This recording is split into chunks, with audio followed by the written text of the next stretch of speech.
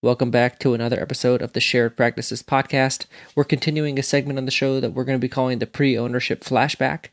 And this segment is going to be for all of our audience who's still pre-owners. As we move into future seasons and talking about practice ownership, we don't want to forget our audience that has and is not yet in practice ownership. So we're going to be having these pre-ownership flashback episodes that kind of allows us to go a little bit off topic from whatever we're talking about that season. And it's our way of really engaging an audience that we've really been talking exclusively to for the last 2 years now. So we have Dr. Justin Short on today, and last week we had Dr. Derek Williams from the Lifestyle Practice, who was the guest with the episode with the most downloads on our podcast. And now we have Dr. Justin Short, the guest who has had the most episodes on our podcast. For those of you who don't know what I'm talking about the mini-series that we did with him about a year ago, where we went through, I believe it was 11 or 12 episodes with Dr. Justin Short, and we talked about his experiences, his practice, and his philosophies of the lifestyle practice that make him able to accomplish uncommon results. And so today we're going to hear from Justin. Justin sold his practice about 9 months ago, and so he's enjoying life, retired from clinical dentistry. And I really, really enjoyed this episode, catching up with him. And I think for me, at the time of listening to this episode and the time of recording it, it means a lot to me early in my journey.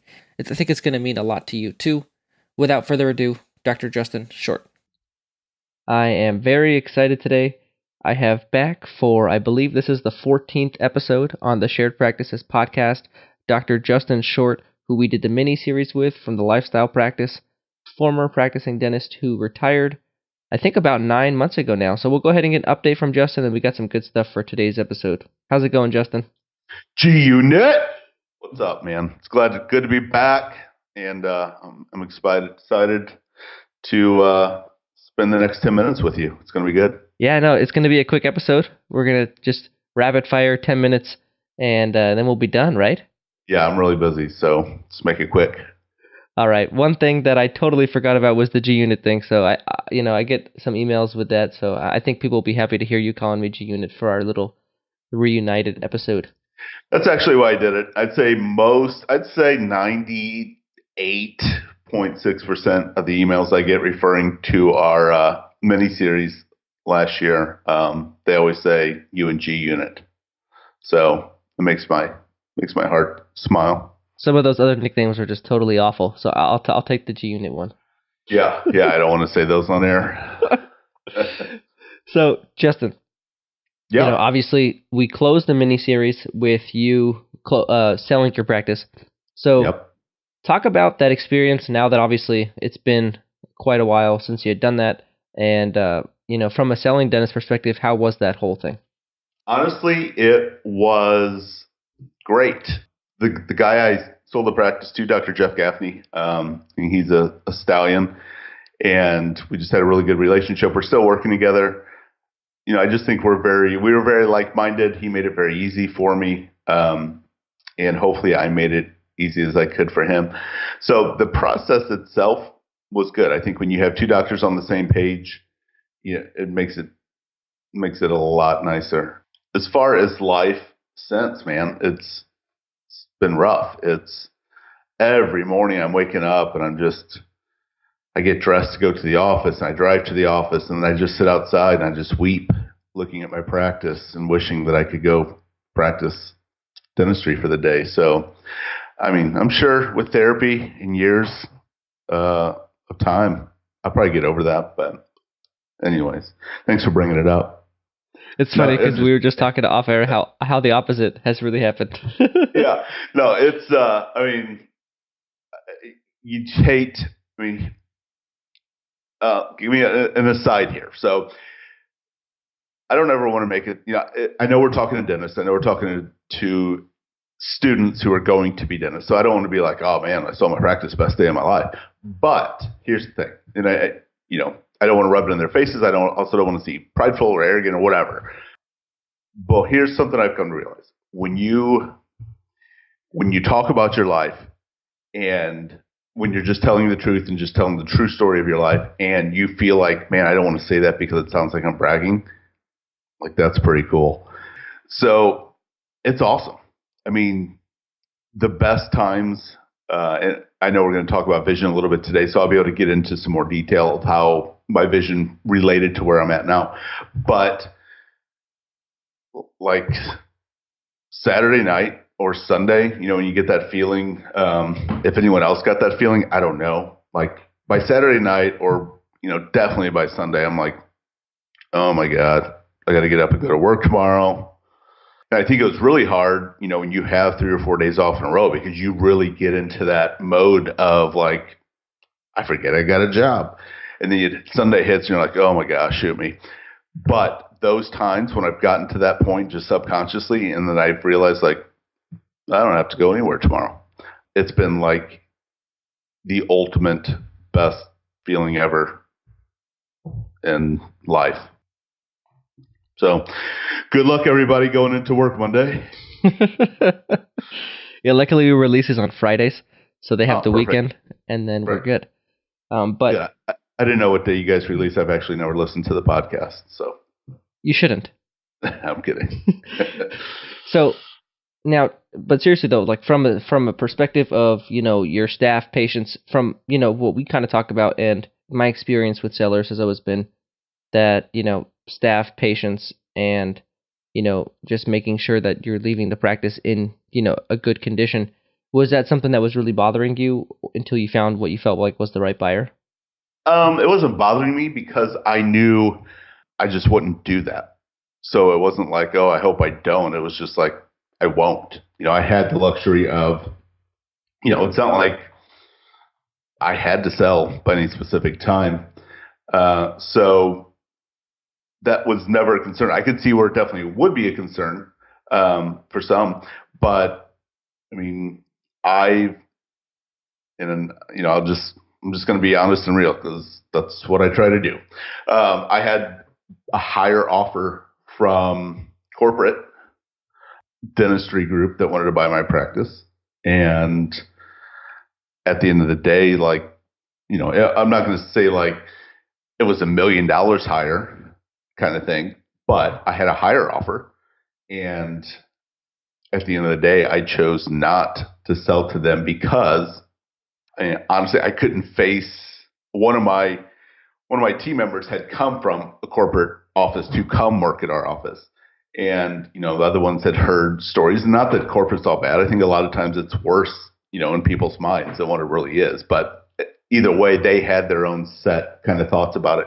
So the thought of me telling them the day I was leaving was hard enough. To tell them I'm selling to a corporate office, I just couldn't handle it. I know it would have changed the practice we built up too much. It would have made it harder for my team.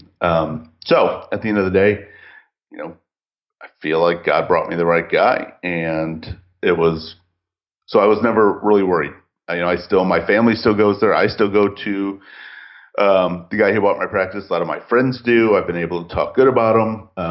Everyone, almost everybody I knew came to me as a dentist. So they're all asking, how's the new guy? Do you like him? Blah, blah, blah. And I've been able to honestly say like, hey, he's awesome. You should go check him out.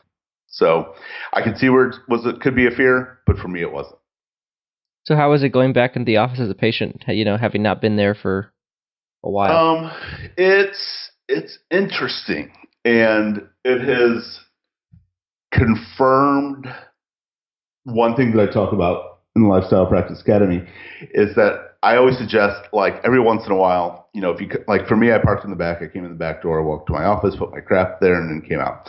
So I always suggest every once in a while coming in the front door, seeing what the patient sees, just looking at things from a different angle. And when I see that, it's still a great practice. It's very aesthetically pleasing when you come in, but I look at it differently now, and I can see, different little things that I didn't see before. For instance, like coming into my house every day, walking in and out, there's probably a lot of crap that I don't know. There's probably paint smudges or any, stuff going on out of place that I don't ever even think about. But when I go to someone else's house, I'm like, oh, vacuum much? And it's not that harsh at my office. But bottom line is, without that desensitization, I can see little bitty things that I would tweak here and there. Overall, the team's awesome. It's just, there's a sadness, but we pick up, right where we left off. And so it's different, but it's fine. There's no hard feelings. I don't feel like, I hug him, we joke around. There's no love lost. It's just different. Man, but for our listeners out there, thinking about, obviously you were 38, correct, when you sold the practice? Correct. So, obviously much younger than your average retiring dentist, but also that was his goal. And I think, that's really what we want to talk about today is what about his vision allowed him to, accomplish his goals. And I feel like it all starts with having that idea that that's what you want. Would you agree? Definitely. I mean, without a crystal clear vision, my life would look completely different. So for our listeners, can you kind of explain that? Maybe somebody who doesn't understand how so? Yeah. So, we've all heard the line, begin with the end in mind. And as cliche as that is, that's exactly what we need to be doing. We need to know where we're heading up on this journey if we're going to have any chance to get there. And to illustrate the point, I always use this little story. It's cliche. If you like it, you can keep it. If you don't, throw it right back. But this little parable, whatever it is, goes like this. There's a young man who went to see this old guru. And the young man walked up to him and asked this old wise guru, "Can you tell me the way to the Golden City?" And the guru replied, "Just make sure every step you take is in that direction." And so we may not know the exact route in its entirety, but we can judge when we break it down into each individual step and we know where we're heading. We can, kind of scrub each individual decisions we make. Is this getting me closer to my end vision? Is it not? Okay, then I'm not going to do it. Even though it may sound cool, it may sound like a good idea at the time, is it really getting me closer to where I want to be eventually? And, if you're serious about being extraordinarily successful, every step you take needs to be taking you one step closer to the vision you've set for your life. You have to know where you're going. I love that. I like that story a lot. So thinking back to your beginnings, so if you could put yourself, so correct me if I'm wrong, but you did a lot of the vision and planning kind of midway towards the beginning of your career. Is that correct? Mm-hmm. Yeah. Yep. So what were things like beforehand, and then what kind of realizations, vision did you establish for yourself, and then how did that change things? So in the beginning, I didn't, I'm old. So when I graduated in 2005, there wasn't a bunch of podcasts and, there were a few dental books out there, but how good were they? But I did read other non-dental specific self-improvement books. But I'm trying to think where to start the story. So, as you know, Dr. Beloli and I wrote a book, and it's just right now being published, called Titans of Dentistry. I'm not name dropping. I don't care if anyone buys it. You'd be stupid if you didn't, but that's not why I'm saying it. We ask all these people in dentistry, a lot of the top performers, the same question, same 20 questions. And there's a question in there, and I'm going to tell you how I answered it, kind of help answer your question. The question is, if you could go back to the day of dental school graduation and give yourself one piece of advice, what would it be? And mine was this, and I think it relates to vision. I would tell my previous self, assume nothing is off the table as you begin your career. Anything is possible. Because, believe it or not, there are people in this world who like to squash others' dreams, to tell them they're dreaming too big and that something is impossible. And it happened to me a lot. The bigger my goals were, the more people are like, "Oh, you can't do that. That's, just do what you're supposed to do, work your 4 or 5 days a week, and, 55, 65, you'll be able to retire." I have a story that I think back to. If I was having lunch with a friend several years back now, and I'll remember this. He asked, it was towards the end of the year, and he asked if I had any goals for next year. And without hesitating, I said, we're, meaning my team and I, we're going to grow the practice by 20%. I'm going to take 4 more weeks off than I did this year. And he looked at me seriously, like I had 3 heads. And, I was thinking this guy is a pretty forward-thinking guy. I think that's a pretty forward-thinking question, pretty intentional question to ask your friend at lunch. And so I really didn't know what he was staring at. And I realized, he was waiting for me to correct myself. He finally said, "You said you're going to grow the practice by 20% and take another month off." I was like, "Yep." Because when you and I deem something impossible, or we say that something isn't possible, it becomes impossible only for you and me. I think in our minds, we like to think, well, if I say this isn't possible, it's going to slow other people down too, but it doesn't. It only stops us.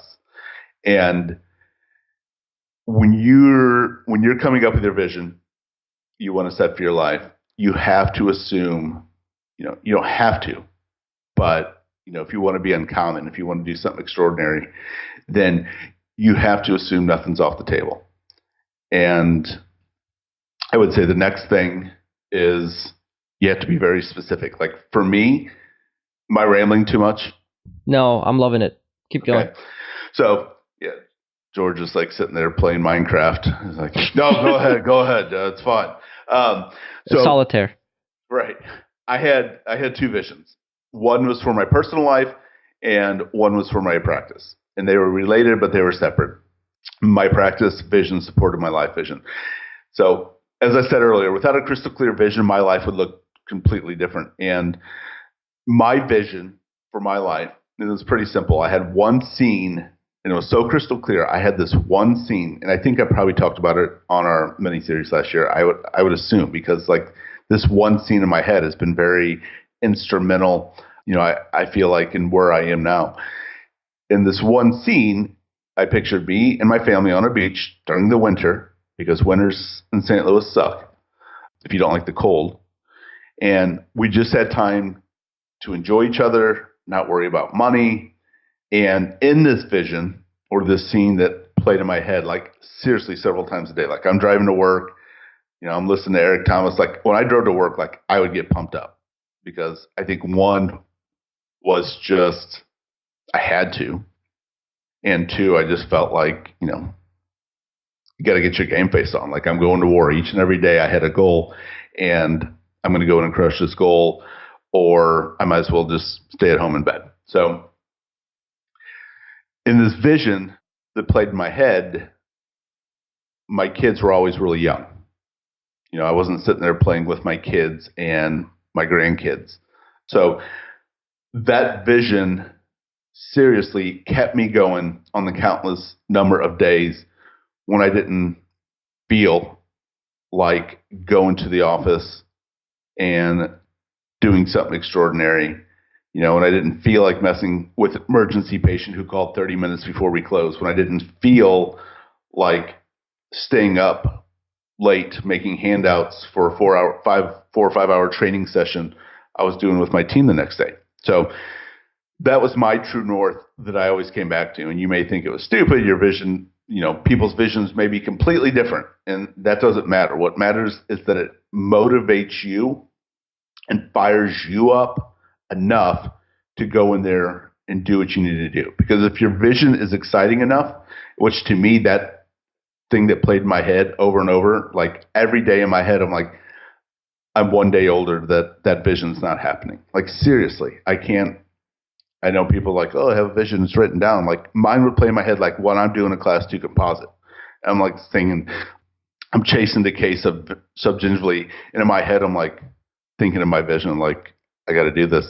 It was life or death to me in a way. And I think one thing to realize is that it needs to motivate you so much, because success is rarely a matter of ability, but it's always a matter of motivation. If the proper amount of motivation is there, your ability can't help but follow.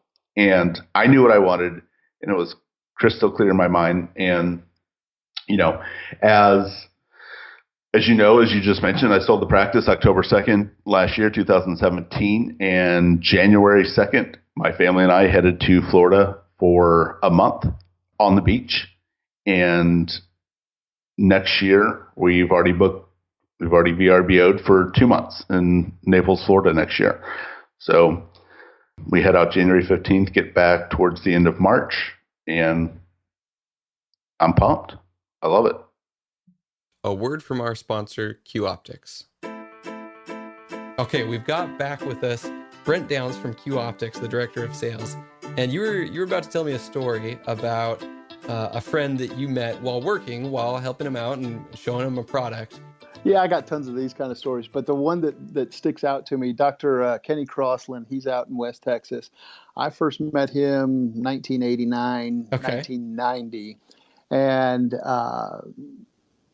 tried to sell him a pair of loops, and he said, no, not interested. Okay. And over the years, I would see him at different meetings, or I'd be out in West Texas.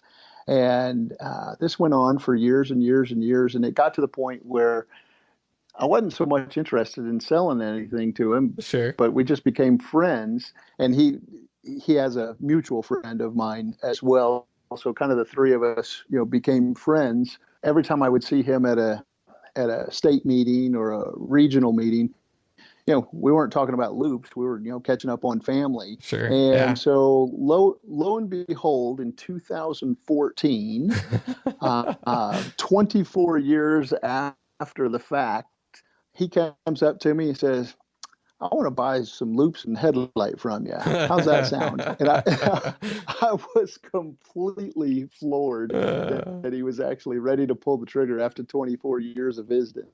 And so it was it was secondary to the relationship. It was a lot of fun. We still talk about it. It only took him 24 years to make a decision.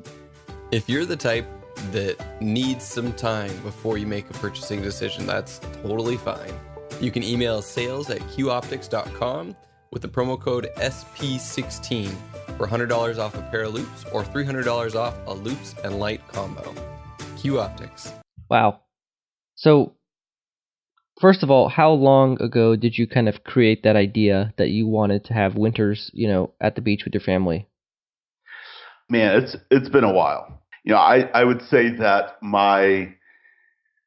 in the beginning, before it was fully developed, I knew I was likely, at least my goal. I'm not going to pretend like I knew I was going to accomplish this, but my goal was to do what I needed to do within dentistry in a short amount of time and get up out of the game. And again, I want to make sure everyone that hears this knows it's not like, now that I'm not going into the office to work hands-on dentistry, it's not like I'm sleeping till 10 and golfing every day and laying by the pool. Like, I still work, just it's on my terms. I can do it when I want. I do my coaching calls. I can do them from wherever. I did coaching calls the time we were in Florida, and so it's not like, for me at least, and some people may be different, but for me it wasn't just like, oh, I just don't want to work. I just want to lay around and be a loser. It was just, I wanted freedom. I wanted to be able to do what I wanted with who I wanted when I wanted, essentially. And to me, that's retirement, because I'm never not going to work. I would probably go nuts, but it was the freedom that I craved, not the lack of work. But I think my vision continued to get more specific and specific over time. Sorry to go back to your original question. In the beginning, I knew dentistry for me was a means to an end. I'd say probably, I would bet 7-8 years ago is when I came up with that specific vision loop that played over and over again in my mind.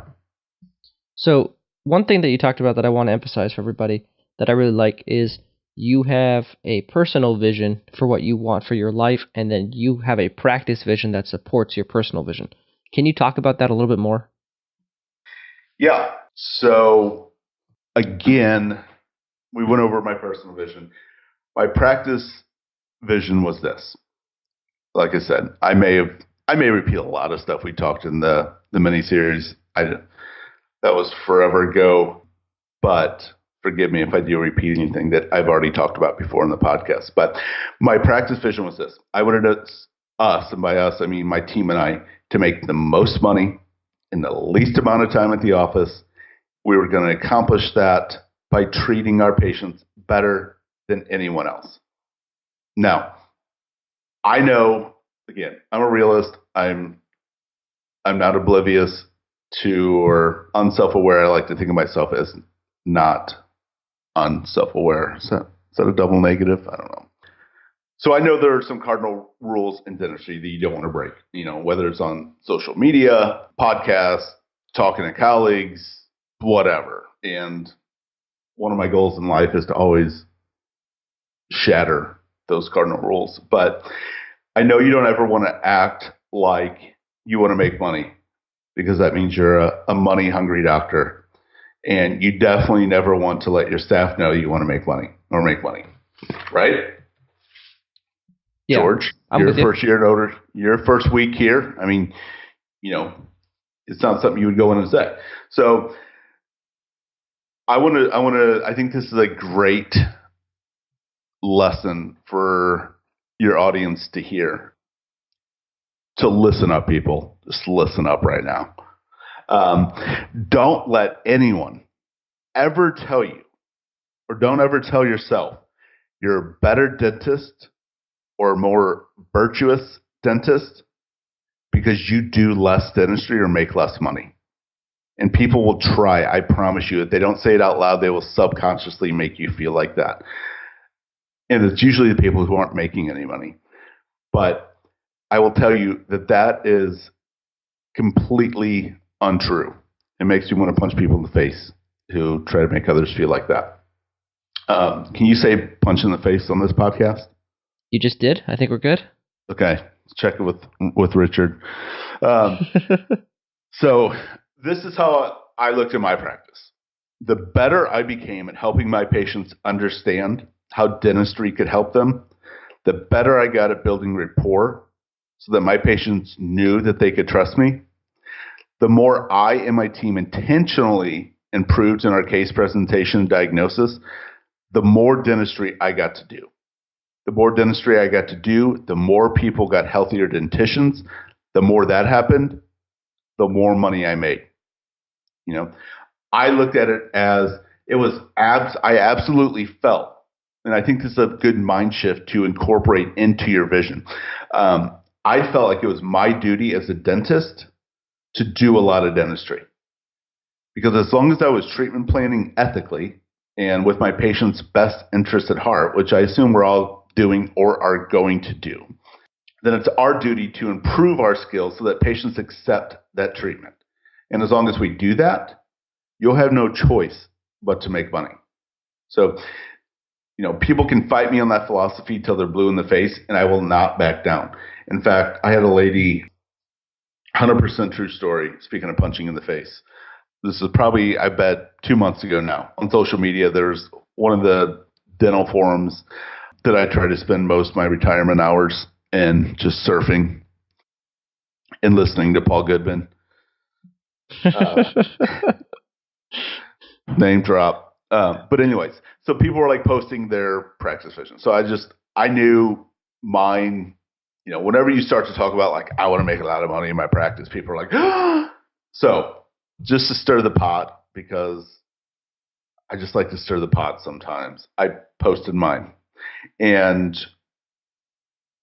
there was a lady who replied, and I mean, I felt like I could audibly hear her gasp when I posted. And within seconds, there's a reply, and she, with my name mentioned, so I get an alert like, so-and-so mentioned your name on Facebook. And she had posted, but you took an oath. And I knew what she was getting at. Oh, wow. And, but I like to play along. So I said, I didn't take an oath not to make money. And, we went back and forth for a while. But here's the point. You have to change that mindset. Trust me, it's a lot less work to help less patients. If you never put time into upping your game, whether it be building rapport or optimizing your case presentations, you will produce less dentistry, which is in turn less work for you. It's a lot easier to not put the work in. if, but I think bottom line is I think our patients deserve better, but really if you want a bigger, better life, like to me, that mindset is imperative, if you're going to have a successful practice. Listen, if I go to my physician and I have something wrong with me, you better believe I want to hear it from a doctor that cares about building a relationship with me, that cares about what's going on, that cares about how they're conveying what I need. I don't want the guy who looks at my throat and is like, throat looks good, ears look clear, you've got heart disease, see you in 6 months. I want the guy or the girl who can build a relationship with me, build the trust with me, and be able to accurately and succinctly tell me what's going on so I understand it. And that takes more work. So anyways, I kind of got on a tangent there, but hopefully the main point came through. No, and by the way, with the tangents, I think the audience is used to you talking when me not talking from the miniseries, so I think we're good on that part.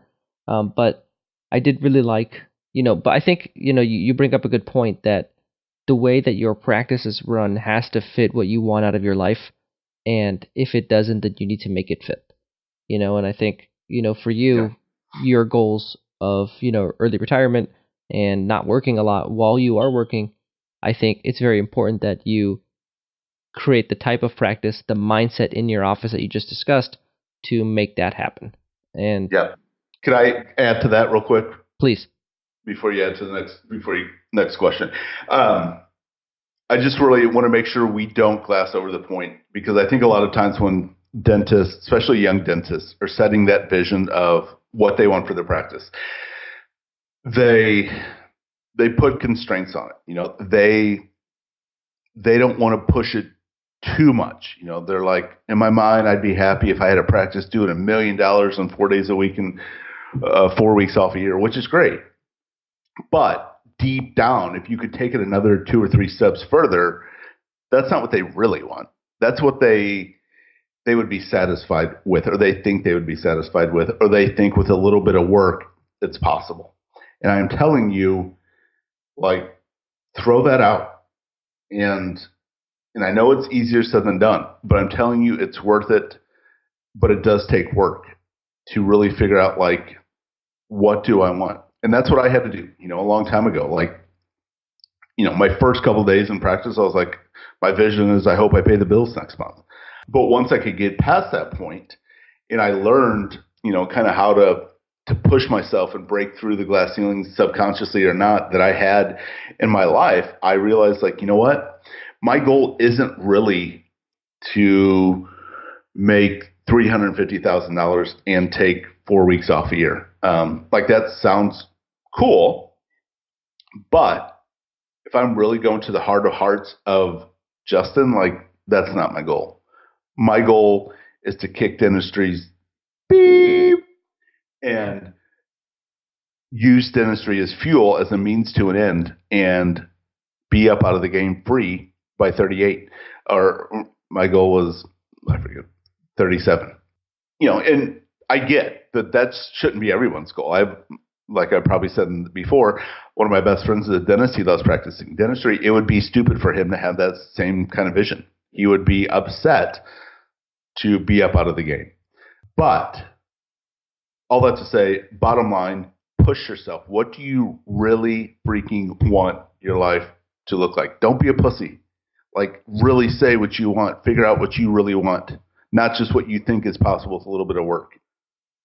So, man, I love your, I think you are gonna, I don't think Paul would mind me sharing, but you were doing a webinar one time and he was listening, and then he kind of messaged me and he said, man, he's really intense, and I think you are very intense, and I think that fire is what makes you, well, A, probably, what you were able to accomplish, but then B, probably a very effective coach too, because, yeah, I mean, I think people need that type of, difficult to face yourself and figure out what you truly want and be honest with yourself, because, it's a lot of work to accomplish whatever that may be. Yeah. Well, thank you, Paul. It's funny. This is a true story. Like we have a lot of people, like literally this happens, a couple times a year. Someone will come up to my wife and say like, because I tend to joke around a bit, and they'll say like, man, I bet Justin's like fun to be around, or he just seems so laid back, blah, blah, blah. And she is like, oh my God, are you kidding me? Like in her mind, she'll come tell me later. She's like, I was about ready to barf. She's like, do you know how like intense he, like, I'm not like that all the time, but I can definitely, it's a balance. But she, my wife sees my good and my bad, and she sees me behind the scenes when, we're not hanging out with friends, and she's getting ready to go to bed, and I'm like, I'm going to work on this. I'm going to stay up for another 2 or 3 hours, and I just focus. And yes, it can be intense at times. But going back to, so for the pre-owner, somebody who doesn't have a practice, what do you recommend? Do you recommend that they focus on personal vision and then try to think of a practice vision that would support that pre-ownership, or would you recommend getting a personal vision and then figuring out what their practice vision is after they've entered ownership? 100%. Easy question. It's a softball, George. It's a freaking softball. Figure out what your life vision is first. We've all heard the term work-life balance, where we try to do all the stuff we got to do for work, and hopefully at the end of the day, we have enough for our life, and there's some semblance of balance there. I always tried to come from the opposite way. I wanted life-work balance. I wanted to figure out what I wanted my life to look like. And then I wanted to work backwards to build my practice around that. It wasn't, here's what I have left over. Here's the box I have left over to figure out what my life can look like. I wanted first, nothing's off the table. My life can look like anything I wanted to do. Okay, this is what I've decided. For me, it was working 3 days a week and taking 10 to 12 weeks off a year. But also, let's just be real. I wasn't willing to do that at the expense of not having the income I wanted to enjoy life when I wasn't at work. Like, my goal wasn't to just not work a lot and live in a van down by the river. So I had to figure out how to produce, which to me were extraordinary results in a short amount of time. I wasn't going to go in and say, okay, this is what my practice has given me right now. When I purchase it, it's working 4.5 days a week, and they're doing this, and I can make this. Now, with that $200,000 and the 3.5 weeks of vacation, what kind of life could I design with that? Like, to me, life's too short for that kind of crap. Like, that's to me, there's no way to live. So I would always say, spend time. Nothing off the table. What does your life look like? How much time do you want off? How much money do you want to make? What do you want to do in your free time? Where do you want to be? Where do you want to go? And then you work backwards and say, okay, this is what I'm going to need to live this kind of life. Now let's work at designing a practice that fits that, not the other way around. And I'm not a dumbass. I don't think that anyone's going to, just because I pick out this life, like, I don't think you walk into your practice the next day and be like, hello, everybody, this is the new life I picked out. And this is, it takes work to get there. Like, it takes a lot of work. It takes more work to have an extraordinary, uncommon practice in life than it does to have the status quo, what everyone else does. No doubt about it. But if that vision of what you want for your life is exciting enough, dude, it does not matter the amount of work it takes. Like, for me, I didn't even think about the work. All I'm thinking about is my vision. Like, seriously, as I told you before, like, I would literally be prepping a tooth, thinking about this vision in my head, and not even thinking about, like, well, this is a lot of work. 3 composites in a row. So I think figure out what you want for your life, work backwards, then figure out how you can build a practice to support that. And don't limit yourself. So. As doctors considering a new practice, especially a first practice, we tend to focus on a few key points, often at the expense of others. we worry about how we're going to pay for the construction, how to staff it, and how we're going to fill it with patients.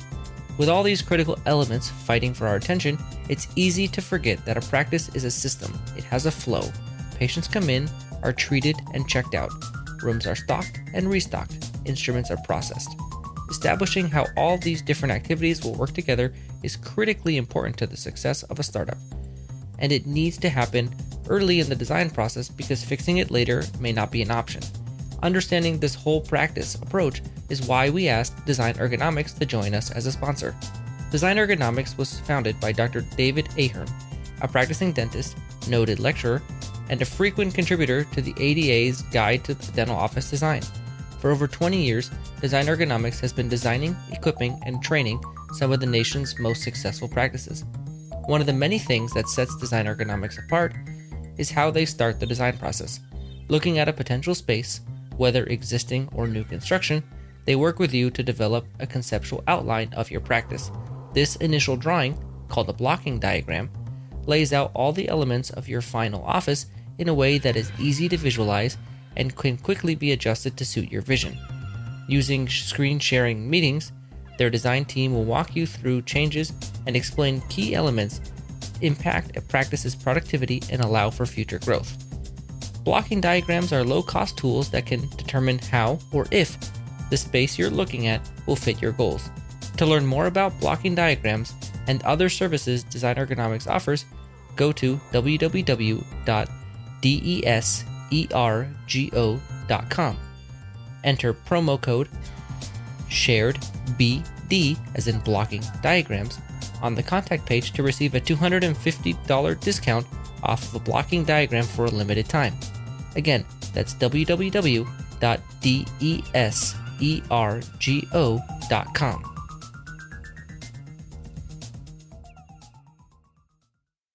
Wow. So for the pre-owner, establishing that vision, and then do you recommend after they enter practice ownership to think about how their practice that they just bought relates back to their personal vision? You could, but it kind of depends on what your major criteria, purchasing. For instance, I had a client who knew what he wanted his life to look like. Knew he didn't really have constraints as far as where he practiced or, what kind of practice he bought. He would do it wherever, but he knew what he wanted his life to look like. So he lives in Utah. He purchased a practice in Alaska, and he flies back and forth. He works a week on, week off. Early out of school, kills it, but that was his vision. Some people would say, you know what? I really want to live in this area. Maybe all their family's in this area. So they're more limited on, how far they can grow or go geographically. So they may say, hey, I'm going to buy this practice, which has already got a good start, and then I'm going to start transforming it day one to fit the vision I set. So I think it depends on what type of hard parameters you have.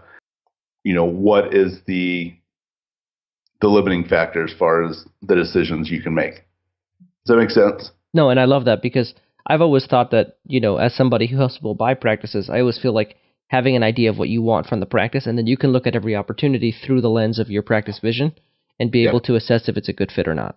Right. Exactly. And some people, are just more limited. Like I said, some people, the whole country, they can look for that. Or they pick their 10 to 15 target areas to look for. Or some may say, hey, my whole family's in St. Louis, Missouri. I'm not leaving. It's not worth it to me to go find a practice somewhere else. So I'm going to pick the best of what I have here.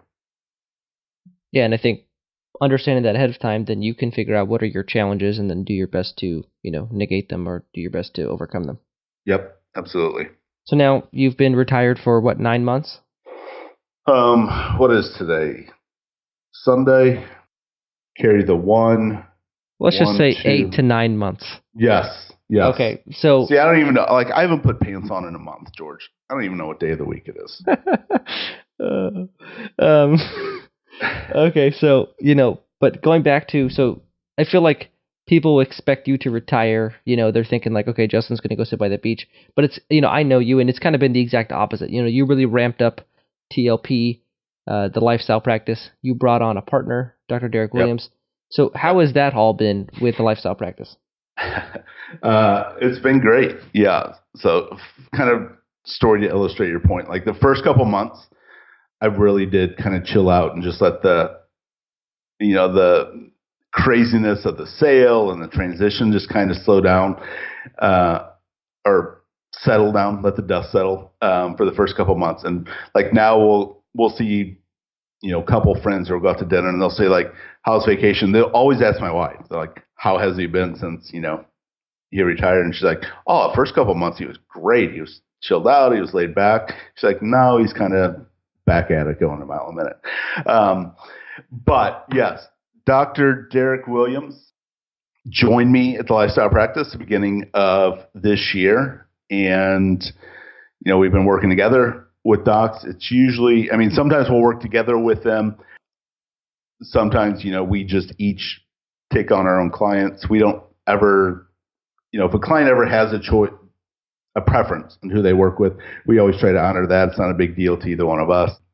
But he's, just killing it, helping other doctors just like he did. I think he's on we're very like-minded, let's say that. And I think he's on a very similar track. I think he's probably even ahead of where I was at his time. He went in, he paid off his $300,000 worth of school debt year one. He's, I think he's up to 6 rental properties now. Just had his 5th kid. And I think that's right. 5th, right? Yeah, I think so. Yep. 4 girls and a boy. I lose track. It's a lot of kids. But, he's got a lot to offer. He's another one of those driven. He was probably more prepared day one when he took over his practice than I was by year 2 into practice. And that's just his style. I think he's just got a lot to offer younger docs. Really any docs, but he's usually been taking on the younger ones more in a similar position to where he's at in his practice career. But great dude, love him. He's been on your show, and can't say enough good things about him. And for me, I've known Derek since I was, since my first year of dental school. I met him. He was a 3rd-year student, and then he came on TLP, and he came on as a partner, and then I started working with both of you guys. And, in full disclosure, I'm a TLP client. And from what, I wasn't there's a lot of times, especially early in my journey, where I really feel like I want Derek's opinion because he did, exactly what I'm doing. And I feel like that's been an added element that has really enhanced, I think, the whole TLP experience. And I think a lot of your clients would probably say that same thing. Yeah. No doubt. He's got he's right in the thick of it in the beginning still, just a couple years out. And, he's a wealth of knowledge. He's never have I heard somebody say anything negative about Derek. He's just a good guy. And I'm excited to see, and he'll probably go on someday when I'm old and gray. He'll probably take TLP on past where I could have taken it. So more power to him. So now, you've been off for almost a year now. We've kind of talked about it. And what's motivating you now?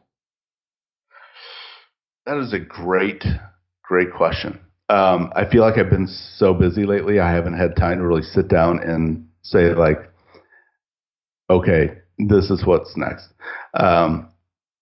What's motivating me right now is the deer season's 3 months away. I love to deer hunt. We just bought another farm that borders our farm, and we're just getting ready to finish up the lodge that we've built up there. And so probably not the right answer, but that's my motivation right now. But TLP is still growing. I'm still doing the real estate thing. I've had 4 houses split this year. 2 are sold. 1 closes Wednesday, and the other one's probably still got another month or so to go. So I've just been doing more of that. I love real estate. So between real estate, lifestyle practice, finishing the book with Dr. Maloli, it's just, and preparing to speak next year at the Utah Dental Association meeting for 5 hours. It's fairly intense, so I've already started to prepare for that, and enjoying my kids. We're playing every day. I mean, life is good, man. I'm blessed, and that's the only way I know how to put it, and it's just been good. And for our audience, bringing up some topics that we talked about in the miniseries, the reason why I think, I don't know, early, I'm like just started, and obviously envious. I think everybody would be envious listening to you talk right now because you've done it, and that's exactly what you've wanted, and now you're living it. And so I think the reason why you were able to do that is because what we talk about, front loading the process in the miniseries. You put in all the hard work up front. You created a practice that was a cash cow, and you let it sustain you throughout, your whole career. Yeah. Yeah. And I think and I don't say this lightly, but anybody can do it. But you have to be intentional. You have to be willing to work hard and put in the effort.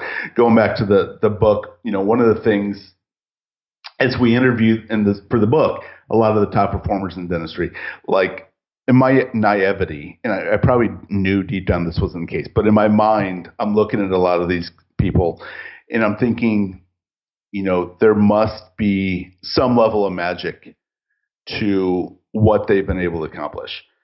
And, as I got to hear their stories, and, one of the main themes in this book is that we realized, Dave and I, is every one of these, what we call titans in the book, have had setbacks. We're talking big names like, Rick Workman, Pete Dawson, Gordon Christensen, Howard Ferran. I mean, a lot of the big names in dentistry, they've all had setbacks, and there's no magic to it. And when we realize that there is no magic, like, to me, it takes away the excuses. When we realize that, if Justin Short can do it, I can do it. I can do more, way more than what Justin Short did, or something way different. It just takes away our excuses. Where there is no magic, there are no excuses. And, when we realize that the people who have, the practice, the income, the house, the life, the spoils that come with extraordinary success, and we realize that those people are just like us, like, to me, that's exciting.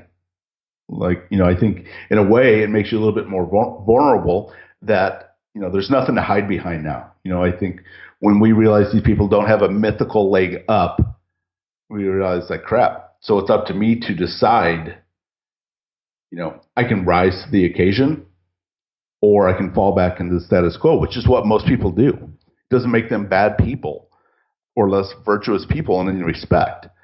But those are the choices. You realize you can do it too. You figure it out. You rise to the occasion. You put in the hard work when no one else is looking. When your family goes to bed, before they wake up, when other people are out drinking on the weekends or playing golf or whatever, you figure out what's most important. You go get it. And that's what the most successful people do. They put in the effort when no one else is willing to. It's not that they don't have the days where they don't feel like doing it. Everyone has those days. It's the people who block that out and says, you know what, I don't feel like it, but I'm doing it anyway.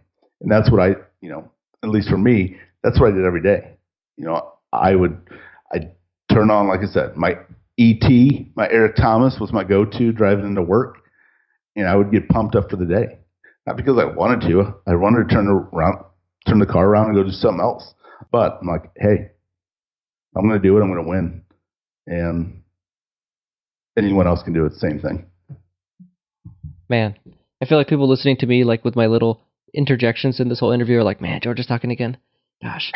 Yeah, right. But like going back to your point about the Titans. So, obviously Rick Workman's probably got 1,000 practices now. Right. And that was his goal, but your goal was never to have more than one. And Right. I think that kind of goes to show that there are no excuses. But then again, it's not like all these people landed in different spots because they weren't able to accomplish something else. That was their goal. And Right. I think, it goes back to everyone in the audience, sitting down and figuring out what exactly is your goal and what do you Yep. want from your life, and then, how are you going to get it? Yep. And don't kid yourself. To me, that's a subtle but huge part of the whole thing. Don't tell yourself you want something because you think you can achieve it. Figure out what you really want, then go achieve it. And it's very subtle. But most people I talk to, I say, like, write down your vision. Okay, here's my vision. Like, whoa, your vision's to make $300,000 a year? Like, that's as much as you ever want to make? They're like, well, no. Then freaking figure it out. Like, what do you really want to make? How much time do you really want off? Don't put 4 weeks if you really want 12. And, like I said, don't assume just because you figure it out that it's going to happen tomorrow. But it will happen. If you focus on it and make sure that every step you take takes you one step closer to that, eventually it's going to happen if you don't give up. And if you hire the right coach. Well, I think, but honestly, I think your mindset makes you probably, I don't know why you're a very effective coach, but I think your mindset and your ability to understand the importance of vision is probably a big reason why. Yeah. So, Justin, for anybody who wants to work with either you or Derek, how can they reach you guys? Then go to thelifestylepractice.com and, Phil, we have a couple different ways to get on the mailing list there. They can email me straight up at justin@thelifestylepractice.com, or Derek, if you really want a good coach, email Derek, Derek, DEREK @thelifestylepractice.com. Get in touch. It's not just because you email us, we're going to be like, oh, sign right here. Like, we want to work with people who want big success and are willing to do what it takes to get there. And that's the bottom line, because it's not fun to work with people who aren't, and we're serious. I mean, we want anyone who signs up with us, like, we want them to be uncommon. We want them in their practice and their life to look different than everyone else around them. So we're serious about that.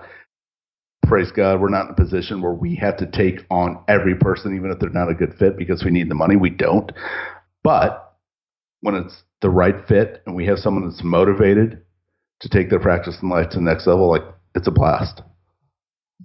And, I think you said something on another show. I think it was with Paul. Is this last name pronounced Etchinson? Yes. You said that you wanted TLP to be like, people accomplish extraordinary things and they, maybe retire early like you did. And, you felt, and like, they're like, yeah, TLP allowed me to do this. And I feel like that's a cool vision to have for your coaching. And that really resonated with me when I heard you say that. Yeah, I think, it just makes sense. I've always tell people, if you're going to hire a coach or you're going to listen to advice, then you need to find someone who has done something similar to what you want to do, then eat up every word that they say. So I think that's not all of our clients by any stretch are like, hey, my vision's like yours. I want to be retired from hands-on dentistry by 40 or younger.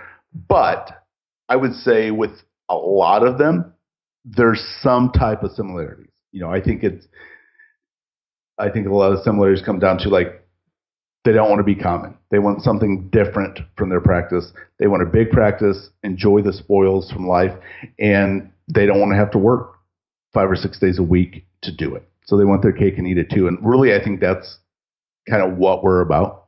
We want to have extraordinary lives, but still have freedom to enjoy that life.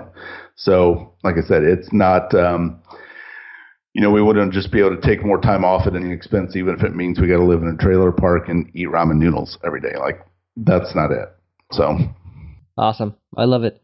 All right, Justin, I'll let you go. I appreciate you coming on one more time. Man, every time you come on, I think our audience gets so much from these episodes, and the feedback we get is that that's the case. So thank you again, Justin. I really appreciate it.